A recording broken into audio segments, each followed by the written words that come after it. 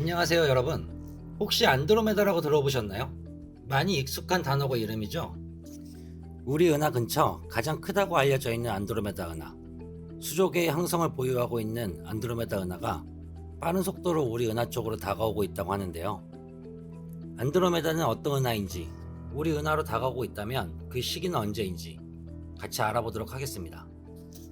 지금 보시는 사진들은 안드로메다 은하입니다.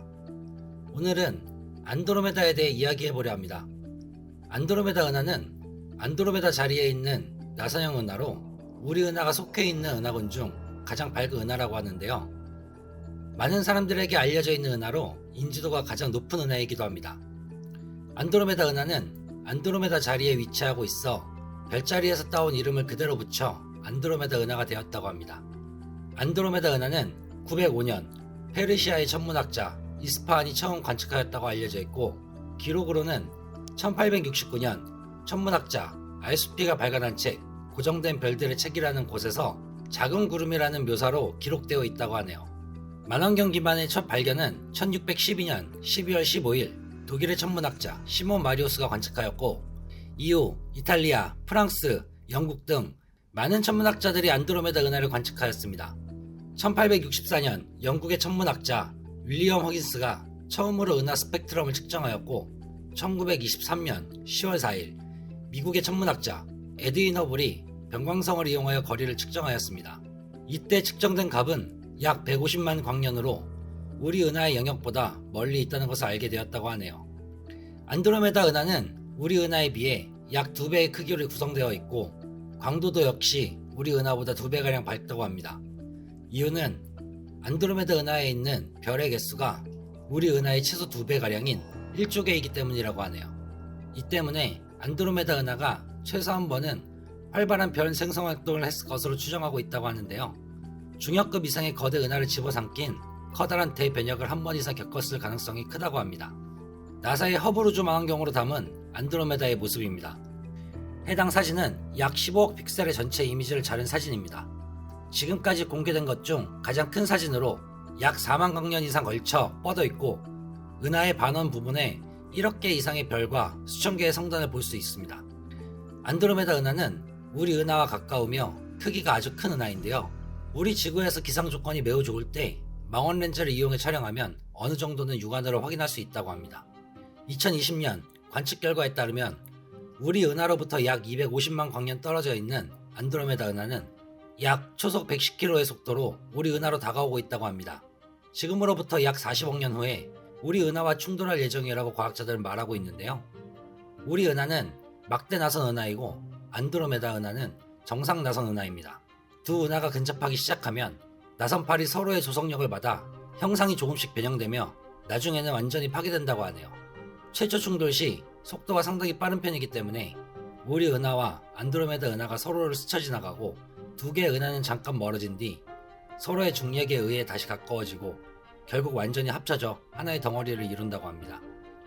이 과정에서 비교적 잘 정돈되어 있는 나선 은하 내부에 별들과 가스의 궤도가 불안정해지며 중심부 초거대 블랙홀이 다수의 별과 가스를 잡아먹고 많은 별들이 은하 밖으로 날아가며 충돌 압력으로 성간물질이 압축되어 폭발적으로 별이 생성될 것이라고 합니다.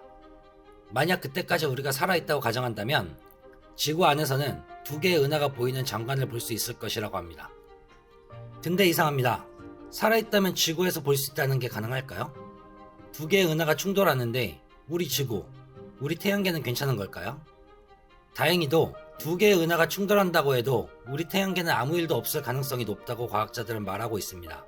이유는 항성 간의 거리가 47조 km로 매우 멀고, 은하 충돌 자체가 수억 년에 걸쳐 나타나므로 인류 문명의 속도에 비하면 워낙 긴 시간의 변화이기 때문에 충돌한다는 개념 자체로 인식하지 않을 확률이 높다고 합니다. 그냥 수억 년 뒤에 안드로메다 은하의 관측 크기가 커지고 우리 은하와 붙어있는 은하라고 인식할 수도 있다는 것이죠. 현재 우리 은하는 이미 여러 외소 은하와 충돌하고 있는 중으로 큰개자리 외소 은하와 궁수자리 외소 은하가 2020년대 기준 우리 은하와 충돌해서 흡수되고 있는 중이라고 합니다. 이처럼 안드로메다 은하의 거대 은하와 충돌을 해도 지구에서는 지금처럼 아무런 느낌이 없다고 하네요. 이처럼의 문제는 은하 충돌에 있는 것이 아니라 우리 태양계에 있다는 것이 문제입니다. 지구의 환경은 앞으로 약 5억 년에서 10억 년만 지나도 생명체가 살 수 없는 것은 물론 바다가 끓어오를 정도로 황폐화될 것으로 지구가 은하 충돌에서 직접적으로 어떠한 영향을 받을지에 대해서는 걱정할 필요가 없다고 합니다.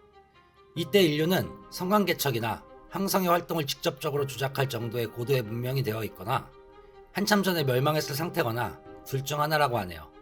우주의 크기가 워낙 크고 그에 비해 항성과 행성의 크기는 보잘것없는 수준이기 때문에 직접적으로 영향을 줄 확률은 아주 작으며 항성의 중력이 직접적으로 미치는 범위도 항성 간의 거리에 비해 아주 많이 작으므로 블랙홀에 빨려 들어간다든지 중력의 영향으로 태양계에서 떨어져 나간다든지에 대한 확률은 극한으로 낮다고 합니다.